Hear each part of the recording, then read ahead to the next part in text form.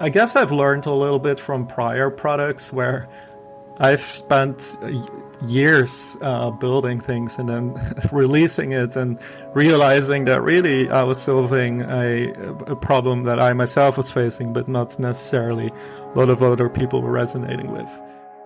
And so with Bubbles, I really wanted to avoid that. And that's why I thought of an MVP that only took about 4 weeks to build. Really forced myself to reduce the scope of that as much as possible. It was a first version of what it might be like to work in an asynchronous and visual way. I'm Tom Medema. I'm the founder and CEO at Bubbles.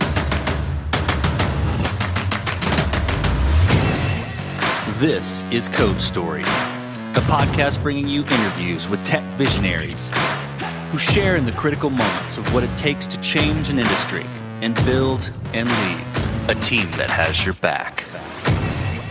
I'm your host, Noah Lappard, and today how Tom Medema created a way for you to collaborate remotely with less meetings and more work done. All this and more on Code Story. Tom Medema is Dutch and grew up in a small village in the Netherlands. This allowed him to explore what else was out there, which led him to living in 5 different countries. Alongside that, he loves to travel and reads a lot of fantasy novels. We had a good chat about Tolkien books, Dune, and he recommended that I check out the Cradle series. We both highly recommend the Licanus Trilogy for anyone who is interested in their next read. Prior to his current venture, Tom was the CTO at a startup and found himself having to hire people fast, while maintaining that the people he hired were a good fit for the company. Hiring at their current geo only was not going to work, so they had to look remote, and he quickly felt the pains of ineffective tools and methods for doing so. This is the creation story of Bubbles. Bubbles is basically the best of 2 worlds. Imagine Slack and Zoom having a baby. And so what that looks like is you still get the benefits of tone of voice, facial expressions, the ability to show your screen from something like Zoom, but you don't actually have to be there at the same time. And so you get the benefits of asynchronous work that you might be used to from something like Slack or email. You simply record video snippets of yourself, your screen, you send those to your teammates, and they can then respond also with video, when it makes sense for them. So really enabling a joyful way of working with your team while allowing the individual worker to have a way of working that's compatible with their lifestyles. So I was the CTO at a startup in Amsterdam, which was founded by one of the co-founders of HelloFresh. There I was fortunate enough to see what it's like to scale a company from just 3 people at the kitchen table to about 150. And I quickly realized that I had to hire people. I was the CTO at this company, so mostly engineers and designers and so on. And I had to hire them very quickly while obviously hiring people that we think were right for us. Hiring only in Amsterdam, where our headquarters were, just wasn't gonna work. So we hired remotely, and this was back in 2014 when it wasn't necessarily that common. We were successful at hiring a lot of great people, but we also experienced a lot of the friction that came from remote work. So after doing that for about 4 years, it started to itch so much that I just wanted to, solve these problems around remote work and really enable people to work remotely in a way that is as effective, if not more effective, than being in an office. Let's dive into the MVP then. So tell me about that first product you built. How long did it take you to build, and what sort of tools did you use to bring it to life? I guess I've learned a little bit from prior products where I've spent years building things and then releasing it and realizing that really I was solving a problem that I myself was facing, but not necessarily a lot of other people were resonating with. And so with Bubbles, I really wanted to avoid that. And that's why I thought of an MVP that only took about 4 weeks to build. It's not what Bubbles is today, but it was a first version of what it might be like to work in an asynchronous and visual way. So what it did is it allowed you to take a screenshot of a website, and you could then annotate that website and have conversations. Really forced myself to reduce the scope of that as much as possible, and realize that it's not the same product that we ultimately want to build, but it is a proxy thereof. And so, building that proxy enabled us to not just validate the product and whether or not we have product market fit, but it also gave us some early traction, and it allowed us to grow our user base from there onwards. With any MVP, you got to make certain decisions and trade-offs, and you're talking about really scoping down the product there. Tell me about, how you made that decision or any other decisions and trade-offs when you're building that, and how you coped with those decisions. Any SaaS product has a lot of, you could say, infrastructure stuff that is necessary, but is not necessarily different from any other SaaS product. So think about billing or authentication. We actually decided to get rid of billing and authentication, at least in the beginning. And obviously, the videos that you create need to be private, right? They need to be secure. So we thought of alternative ways to make that happen. In particular, every video that you create will be accessible over a secret, unguessable URL link. That is one example of how we could release much faster and then build billing and authentication and so on later. This episode is sponsored by Vanta. You're a startup founder. Finding product market fit is probably your number one priority. But to land bigger customers, you also need security compliance. And obtaining your SOC 2 or ISO 27001 certification can open those big doors. But they take time and energy, pulling you away from building and shipping. And that's where Vanta comes in. Vanta is the all-in-one compliance solution helping startups like yours get audit ready and build a strong security foundation quickly and painlessly. How, you ask? Vanta automates the manual security tasks that slow you down, helping you streamline your audit. And the platform connects you with trusted vCISOs to build your program, auditors to get you through audits quickly, and a marketplace for essentials like pen testing.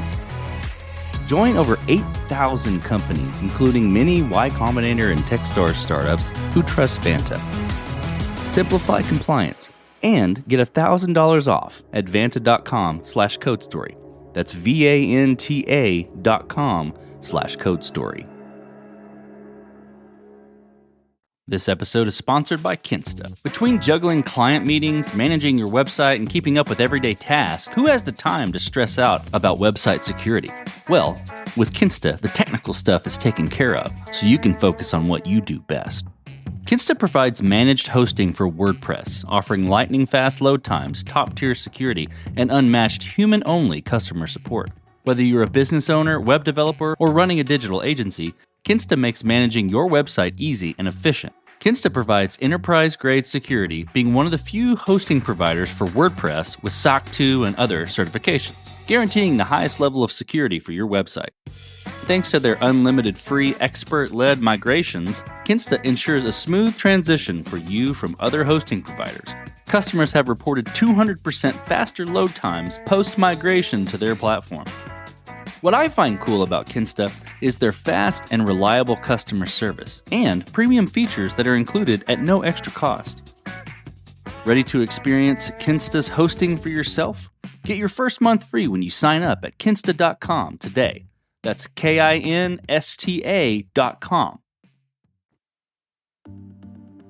So then from that point, you've got your MVP, it's working.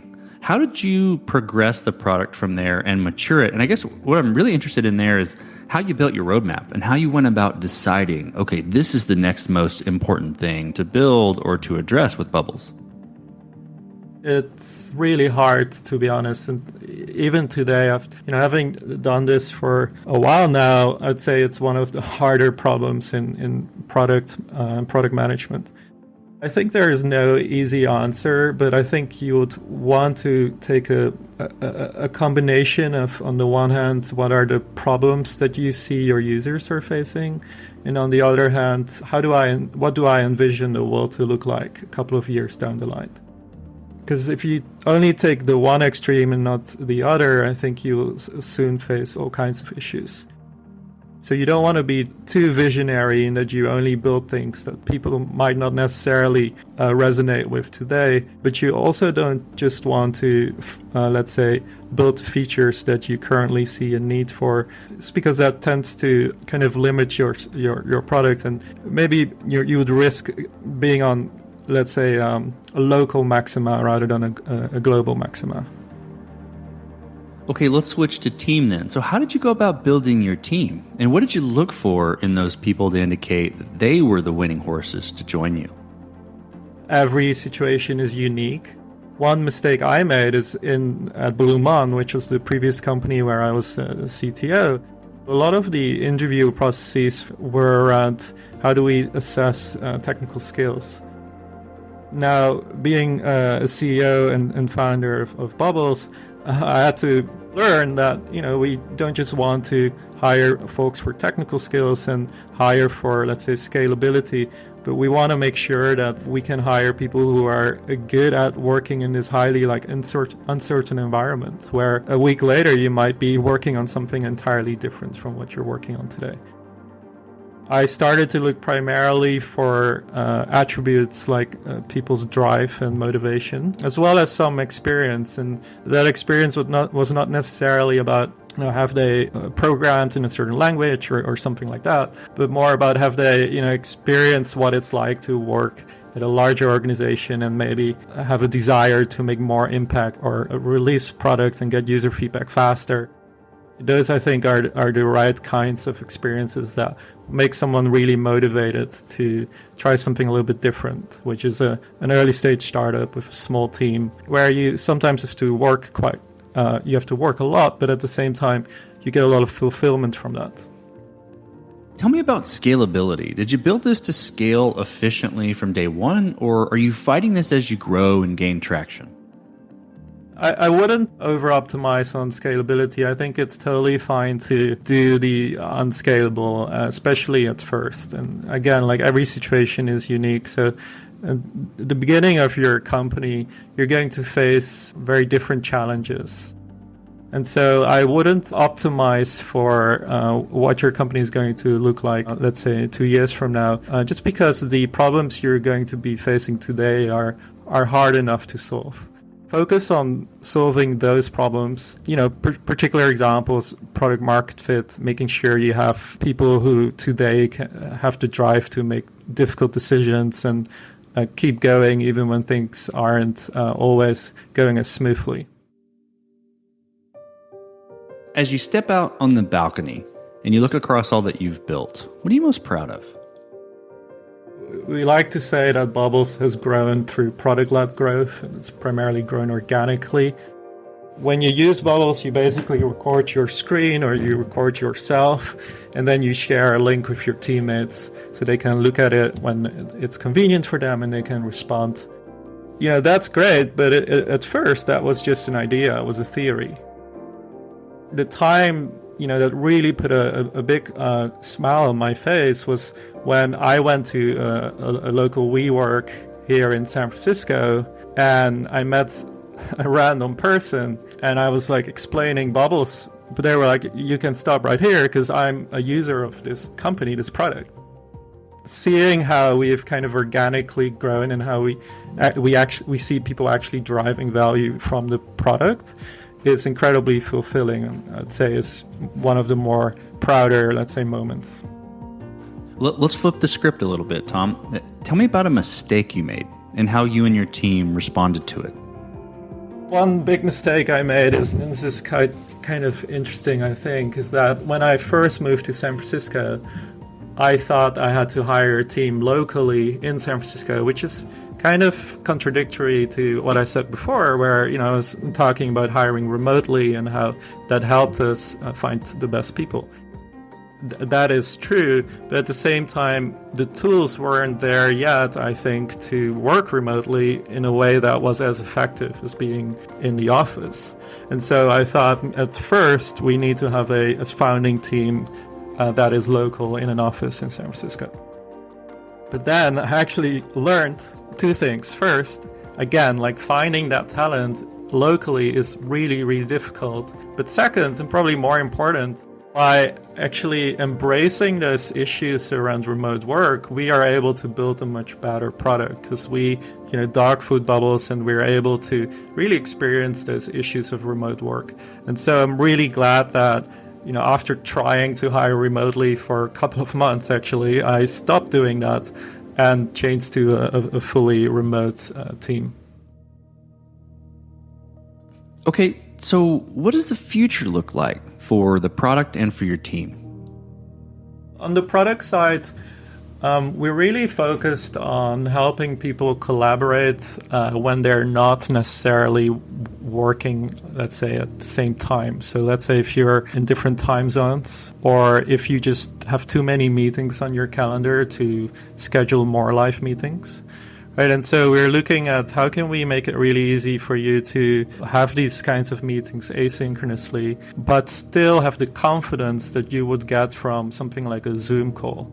And that's difficult because one of the issues we've learned from user research is that while people appreciate working asynchronously, they're worried about the recipient of that asynchronous conversation not necessarily responding on time, or perhaps not even taking it as seriously as they might take something like a Zoom call. And so our product features in the coming months will be focused on how do we enable these teams to collaborate asynchronously while still having the confidence that they're going to get a response in a timely manner. So asynchronous doesn't mean that you're not going to get a response quickly, but it does mean that you may not get it in the next 5 minutes. So we're really trying to enable you to have this confidence around, okay, if I send this bubble now, I will have an answer in the next 24 hours or the next 8 hours. Rather than being in the unknown and hoping that you're going to get an answer within a day. So I'm actually really happy with our current team. We're a team of 10 people. We will be expanding the team once we do our next fundraise. But currently I strongly believe in having a scrappy, agile team. And I think our team is there and have no plans to, let's say, further expand the team in the short term. So, Tom, who influences the way that you work? Name someone or multiple people or something you look up to, and why. There's two people that come to mind. They have been very influential. And the first is Patrick Hurenkamp. So it's a Dutch name. He's one of the co-founders of HelloFresh. I mentioned him earlier. He's someone who took a bet on me, hired me as a CTO for a new venture he started. What I learned from him is he's capable of thinking about this kind of dream state and then kind of reverse engineering that to where we are today. While that might seem very obvious and simple, it's an incredibly useful trick to get to bigger, more complex goals. And so this kind of first principle thinking where you try to unpack really big problems has been really helpful to me personally. A very practical tip there is the way he does that and the way I do it now too, whiteboarding and drawing out what that future might look like, and then really unpacking it from there. The second person is Alex Muntz, also Dutch. He's the founder and CEO of a company called Flyer Labs. Really interesting company, and what I like about him, what he's been incredibly helpful with, is really his optimism, and he literally sees only opportunities. He doesn't really see problems. And so that continuous optimism towards looking at everything as an opportunity has really allowed him to take advantage of those opportunities. His company is in airlines, and the airline industry didn't have the easiest time during COVID, but it's actually the time where they have thrived as a company, and they're doing incredibly well now. So the way he's been able to take that as an opportunity rather than a problem has been very inspiring. So we talked about a mistake earlier, but a little bit different spin. If you could go back to the beginning, what would you do different, or where would you consider taking a different approach? I have previously worked on a product that I thought was very useful, but I had just not done enough kind of user research on validating product market fit before starting to build this product. And what it did, it was basically a Figma that would generate React applications, so it would generate code for engineers to use. Pixel perfect output, and so it kind of kickstarted development. Sounds super interesting, I think personally, and on first impressions of people are generally good. But when we actually try to sell this to engineers or have engineers use it, we got a lot of pushback. Engineers didn't want to use auto-generated code and so on. And I think we could have discovered those kinds of problems much earlier in the life cycle. And so, I would not have, let's say, built the product to the stage that we did if I could do it all over again. And the second one is really around hiring a team. I would not try to hire locally again unless it somehow made a lot of sense for the company. But in general, if you're able to hire remotely in today's world, I would definitely recommend it. Well, last question, Tom. So you're getting on a plane and you're sitting next to a young entrepreneur who's built the next big thing. They're jazzed about it. They can't wait to show it off to the world and can't wait to show it off to you right there on the plane. What advice do you give that person, having gone down this road a bit? What I want to share is that once you get a little bit of success, your product gets off the ground, you'll see that you're going to get a lot of signals from a lot of different people. You're going to get a lot of advice. Advice is very helpful because at the end of the day, you can't do this yourself. At least I believe that we all need help. And so, first bit of advice is ask for help. Make sure you take advantage of that. If you don't ask, you're not going to get the help. Now, second, and somewhat contradictory to that, it's not as easy as just following everyone's advice. At the end of the day, there's a reason why you are successful and why your company is successful. And so you do have to have certain principles and beliefs and be open-minded about them, but at the same time, understand what made you successful in the first place and try to stick to some of those principles. That's great advice. Well, Tom, thank you for being on the show today. Thank you for telling the creation story of Bubbles. Thank you so much. And this concludes another chapter of Code Story. Code Story is hosted and produced by Noah Labhart. Be sure to subscribe on Apple Podcasts, Spotify, or the podcasting app of your choice. And when you get a chance, leave us a review. Both things help us out tremendously. And thanks again for listening.